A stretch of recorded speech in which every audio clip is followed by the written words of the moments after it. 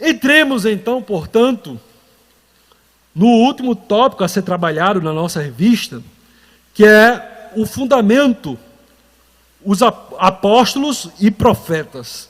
E aí eu trago à tona essa imagem que representa, que demonstra a edificação dos fundamentos de uma construção. E toda a construção ela precisa começar pelos seus fundamentos. Aleluia. Louvado seja o nome do Senhor. E no tópico 2.1 da revista, passando, nós temos na tela a seguinte frase, que foi extraída do tópico 2.1 da revista. Eles foram testemunhas oculares do ministério, morte e ressurreição do nosso Senhor. Então, os apóstolos foram apresentados como testemunhas oculares da vida, morte e ressurreição do Senhor. De forma, irmãos, que quando Judas morreu, eles trataram de substituir o 12º apóstolo. E em Atos capítulo 1, versículo 21 e 22, eles colocam ali os requisitos para que eles pudessem escolher esse 12º apóstolo.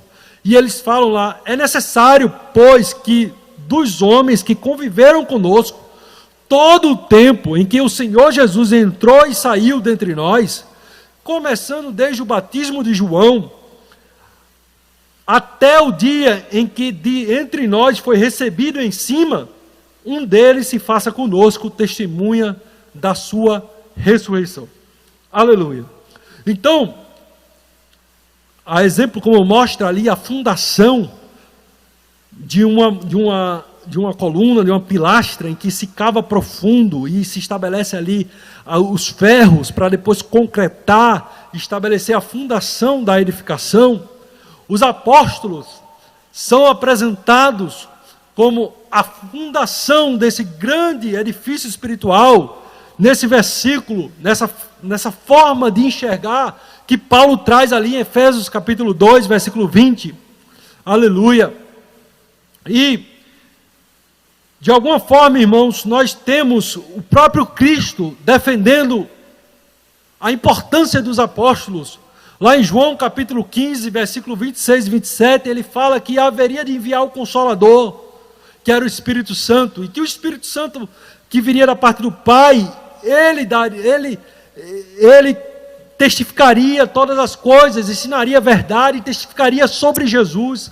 E aí Jesus fala no versículo 27 do capítulo 15 de João, e vós também testificareis, pois estivestes comigo desde o princípio. Então os apóstolos foram escolhidos por Jesus, pessoas que estavam com ele desde o princípio do seu ministério, e foram ali as pessoas que registraram, as pessoas que conviveram, que presenciaram milagres, ensinamentos, e que puderam ser ali um patrimônio vivo do cristianismo, para que o cristianismo não ficasse apenas restrito àquela geração, mas para que o cristianismo alcançasse as outras gerações. Cristo contou com o testemunho dos apóstolos, louvado seja o nome do Senhor, e todos eles foram martirizados. A história mostra que eles foram martirizados, e o fato do seu martírio traz à tona a veracidade do seu relato, do seu testemunho. João capítulo 21, versículo 24 fala: este é o discípulo que dá testemunho destes acontecimentos, e o que registrou aqui, e sabemos que o seu relato é fiel. Como hoje a igreja pode saber que o relato dos apóstolos é fiel, que a narração de Mateus, Marcos, Lucas, João, Atos, Coríntios, Romanos, Coríntios, Gálatas, Efésios, Colossenses, Tessalonicenses, Timóteo, Tito, Hebreus, 1 Pedro, Tiago, Filemão, João, Apocalipse, como que podemos saber que esse relato é fiel? Esses homens deram suas vidas em função daquilo que eles acreditavam ser verdade. Eles afirmaram que viram Cristo ressurreto, e eles são apresentados para nós como fatos históricos, como fatos inamovíveis que ninguém pode remover, por mais que as pessoas céticas queiram apresentar críticas à narrativa bíblica, mas jamais eles podem descredibilizar a idoneidade de pessoas que deram suas vidas em função daquilo que eles acreditavam ser verdade, daquilo que eles afirmavam ter visto e presenciados como testemunhas oculares. Aleluia! E o próximo slide apresenta aí duas imagens. Uma primeira imagem que passa a uma pedra que simboliza toda a oposição, o peso de oposição que estava ali para esmagar o cristianismo que estava nascendo, todo o sinédrio judeu, todo o poder do Império Romano, que foram movimentados para esmagar os cristãos. E aí esse olhar desse rapaz mostra aí a apreensão e o temor e a expectativa do que significava dar testemunho que Cristo ressuscitou dentre os mortos, era o mesmo do que se colocar debaixo dessa imensa pedra de oposição e ser esmagado, ser trucidado, ser martirizado. E dessa forma nós trazemos a seguinte citação extraída do livro Conhecendo o Amor de Deus, aqui da Assembleia de Deus de Alagoas. Na história da psicologia, não se tem notícia de ninguém que estivesse querendo morrer por algo que sabia ser mentira. Exatamente por isso, Deus, em sua onisciência, permitiu que os apóstolos e muitos cristãos primitivos passassem por prisões, torturas e execuções tão cruéis. Tais fatos se consubstanciaram num fundamento de comprovação de veracidade da ressurreição de Jesus. São fatos inamovíveis pelos céticos. Os autores do Novo Testamento sofreram perseguição e morte quando poderiam salvar-se e renunciar o que pregavam. E aí eu faço a seguinte conjectura: qual a diferença então de um mártir do nosso presente século, de um mártir como, por exemplo, que entrou nos aviões e jogou sobre o World Trade Center, que o fizeram porque acreditavam que o Islã continha verdade e que estavam indo para o céu, sendo mártir em função da sua fé? Qual a diferença desses mártires do tempo presente para o martírio dos apóstolos da igreja primitiva? Os apóstolos foram colocados como fundamentos. O martírio dos apóstolos trazem fatos historicamente comprovados e inamovíveis, porque eles não morreram somente porque eles acreditavam, por aquilo que eles acreditavam ser verdade, mas eles morreram na condição de testemunhas oculares. Eles morreram na condição de alguém que presenciou o que estavam falando, alguém que presenciou a morte de Jesus, alguém que presenciou a ressurreição de Jesus, alguém que comeu e conviveu com Cristo ressurreto. E se a ressurreição de Jesus fosse uma mentira, fosse uma falácia, fosse um complô, jamais todos eles teriam ido até o final em função de uma mentira.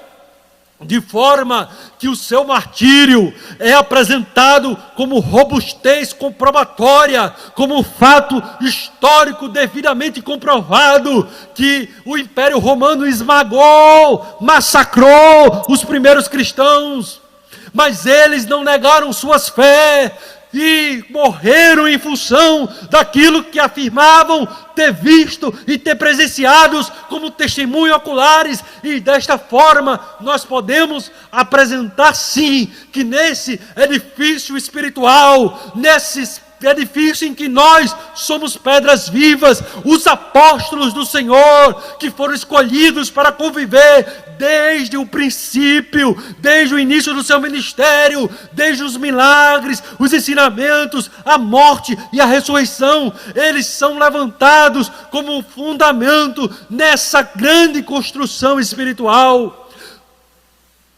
Prova dessa linha de pensamento é que em Apocalipse nós vamos ver que os apóstolos são apresentados como 12 colunas de sustentação da nova Jerusalém. E também a Bíblia dá a entender que haveremos de ter ali 12 tronos ao lado do trono do Cordeiro. Eles são colunas, eles são fundamentos. Aleluia! Trazendo robustez histórica, robustez para os céticos, de forma que hoje nós podemos nos dobrar perante a versão bíblica da ressurreição de Jesus dentre os mortos, não apenas pelo que narra as Escrituras, mas pelas fontes extra-bíblicas que transcrevem o martírio desses apóstolos, como que o Império Romano esmagou os primeiros cristãos. Aleluia!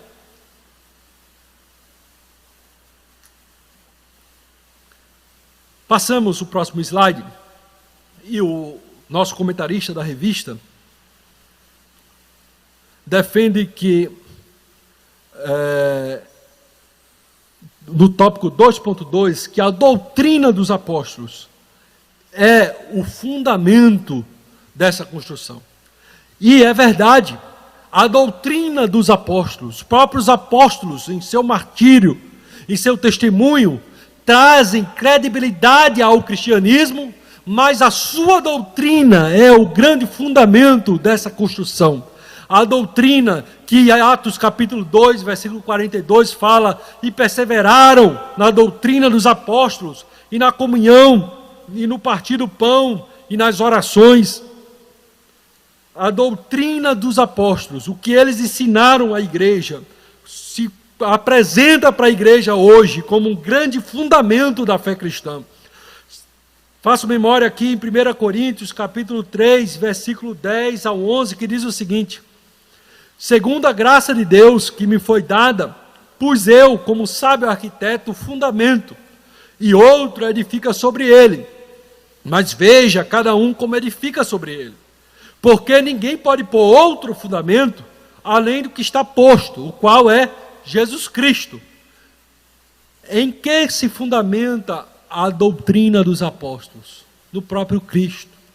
Então, quando nós falamos que os apóstolos, a doutrina dos apóstolos são esse fundamento, nós estamos apresentando o próprio Cristo como esse fundamento, porque a doutrina dos apóstolos não estabeleceu outro senão o próprio Cristo.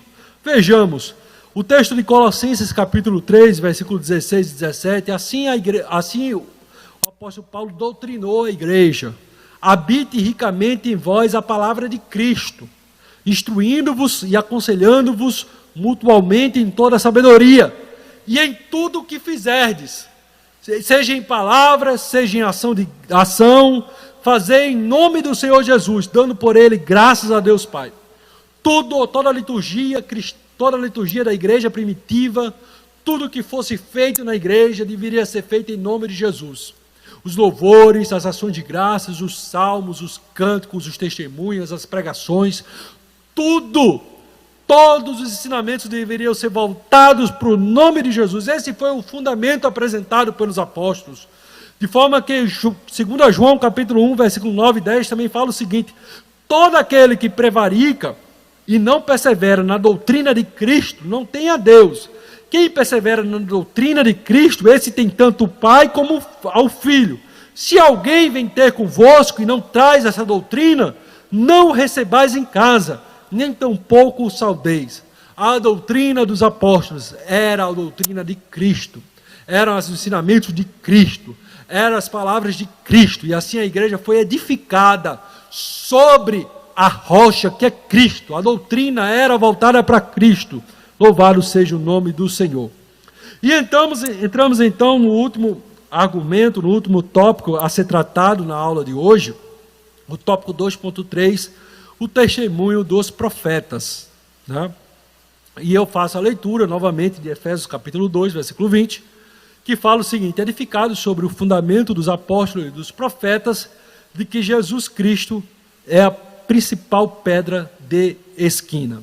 Louvado seja Deus.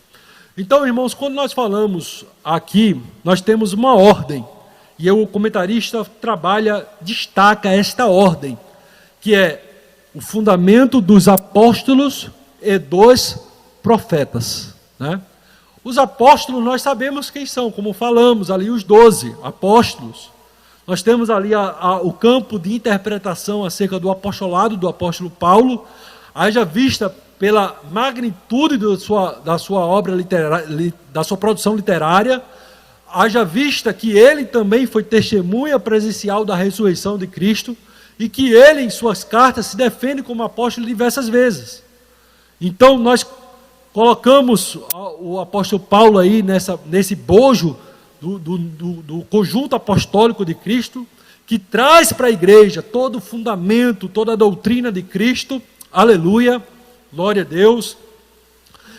Mas fica aí a pergunta: quem são esses profetas? O comentarista, ele trabalha a ideia de que, pelo fato do Paulo ter colocado a ordem apóstolos, fundamento, e edificados sobre o fundamento dos apóstolos e dos profetas, ele defende que não seriam os profetas do Antigo Testamento, porque senão a ordem deveria ser inversa: edificados sobre a ordem dos profetas e dos apóstolos. Esse é o pensamento do comentarista da revista, né? Ele defende que seriam os profetas do Novo Testamento, que a Bíblia em diversos momentos transcreve a pessoas de profetas no Novo Testamento, que logicamente esses profetas não eram mais usados como os profetas do Antigo Testamento, eram pessoas que eram usadas no dom de profecia, e que a profecia estava sujeita a essa fundamentação apostólica, a toda essa revelação das cartas apostólicas, da doutrina dos apóstolos, né? Então essa é a forma como o comentarista defende, e eu quero colocar aqui um ponto de interrogação, um ponto de análise, que podemos ver uma outra alternativa interpretativa. Será que a ordem realmente importa para o escritor Paulo? É a pergunta que faço nesse slide. E eu trago como prova comprobatória dessa hipótese o texto de 1 Tessalonicenses capítulo 2, versículo 15, em que se apresenta também uma ordem que Paulo parece que não está muito preocupado com a ordem com que ele fala lá. Vejamos, 1 Tessalonicenses capítulo 2, versículo 15, eu peço que reproduzam na tela. Diz assim: os quais não somente mataram o Senhor Jesus e os profetas, como também nos perseguiram, e não agradam a Deus, e são adversários de todos os homens. Então Paulo aqui em 1 Tessalonicenses capítulo 2, versículo 15, estabelece ali que os homens de Israel mataram o Senhor Jesus e os profetas. Logo, essa ordem parece que também está trocada, porque os profetas que foram mortos,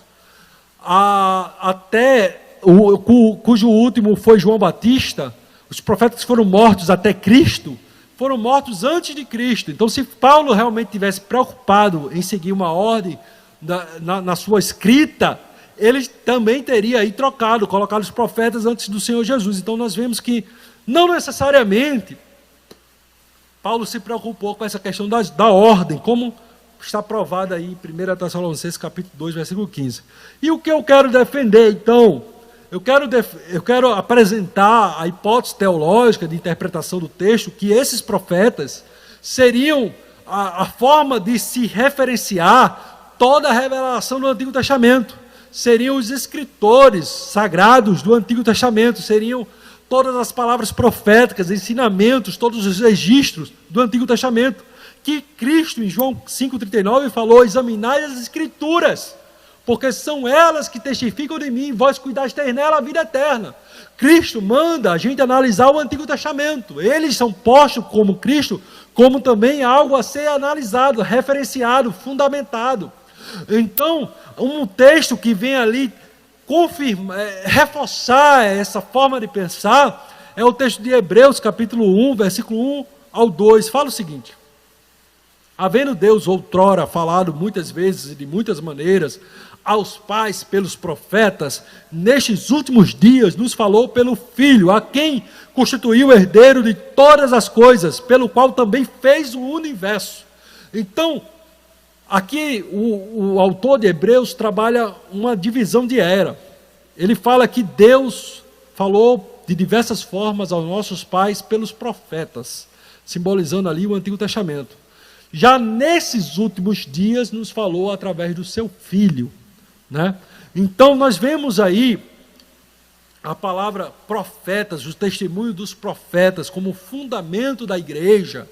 Nós defendemos como o próprio, que defende aqui Hebreus capítulo 1, versículo 1, 2, o testemunho do Antigo Testamento, toda a revelação de Deus no Antigo Testamento, como um fundamento para o crescimento dessa grande edificação espiritual. Aleluia, como Cristo no caminho de Emaús, ensinando ali para os discípulos, ensinou como cada uma das promessas, cada uma das cerimônias, cada um dos acontecimentos de Israel apontavam para ele, apontavam para o seu nascimento, morte e ressurreição.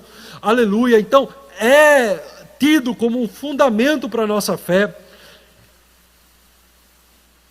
Outra forma de pensar também, que esses profetas seriam os próprios apóstolos, porque quando escreveram o Novo Testamento, eles fizeram anúncios proféticos. João escrevendo Apocalipse, Paulo escrevendo diversas vezes quanto aos que iria acontecer nos últimos dias, acerca do arrebatamento da igreja, acerca da promiscuidade, que iria crescer, acerca do anticristo. Então eles atuaram como profetas, trazendo a revelação de Deus para o povo, né? Aí também temos consonância com 2 Pedro capítulo 1, versículo 20 e 21, sabendo primeiramente isto, que nenhuma profecia da Escritura provém de particular elucidação, porque nunca, jamais, qualquer profecia foi dada por vontade humana. Entretanto, homens santos falaram da parte de Deus, movidos pelo Espírito Santo de Deus. Louvado seja o nome do Senhor Jesus. Então, eu me posiciono que esse fundamento para esse edifício, para a igreja, seria então os apóstolos, desde a sua vida, desde o seu martírio, a sua doutrina, como também os profetas seriam o testemunho de todo o Antigo Testamento, desde os patriarcas, desde Moisés, desde os profetas. Toda a revelação de Deus no Antigo Testamento traz também a fundamentação para essa igreja, para a nossa igreja como corpo de Cristo, mas não mais para guardarmos cerimoniais, circuncisão, sacrifícios de animais, entendendo que muito do que foi revelado no Antigo Testamento era apenas sombras, eram apenas imagens, figuras, parábolas que se cumpriram com Cristo, que foi o perfeito tabernáculo, e hoje nós somos pedras vivas, organismos vivos dentro dessa construção do reino de Deus. Assim, amados irmãos, nós queremos apresentar a conclusão. O slide da nossa conclusão nos desafia e nos chama a sermos igreja, pedras vivas, bem ajustadas, formando um único edifício, um único corpo, uma única família, buscando a edificação um dos outros e a implantação do reino de Deus. Queira eu e você sempre sermos participantes do corpo de Cristo, com nossas falhas, com nossos tropeços, com nossos defeitos, com muitas vezes nossas limitações, mas que possamos ajudarmos uns aos outros, que possamos estarmos devidamente conectados uns aos outros, que possamos receber e representar essa grande missão do reino de Deus entre os homens, e que possamos edificar o corpo de Cristo, fazer crescer esse corpo, expandir esse corpo, como Cristo nos desafia, que as portas do inferno não prevalecerão contra a minha igreja, que irá crescer e expandir. Louvado seja o nome do Senhor Jesus. Vamos orar e assim está encerrando nossa aula e impetrando a bênção apostólica com a autorização do nosso co-pastor do Tempo Sério, o pastor Herman Trindade. Senhor, nosso Deus, querido Pai, nós queremos bendizer o Teu nome, Senhor, e Te agradecer, Senhor, por sermos igreja, pelo privilégio, Senhor, de estarmos conectados uns aos outros, pessoas com defeitos, pessoas falhas, pessoas, Senhor, que apesar das suas limitações, são pessoas lavadas e remidas pelo sangue do Cordeiro, que busca o alvo de representar o Teu reino na face da terra. Que essa lição, que esses ensinamentos que nos desafiam a sermos igreja, edifício do Deus vivo, nos impulsionem para estarmos cada vez mais firmes e constantes, sempre abundantes na casa do Senhor, sabendo que no Senhor nosso trabalho não é vão, em nome de Jesus. A graça do Senhor e Salvador Jesus Cristo, o amor de Deus, nosso Pai, a doce e preciosa comunhão do Espírito Santo, sejam com vós todos, hoje, agora e sempre. Amém. Deus abençoe a todos, em nome de Jesus.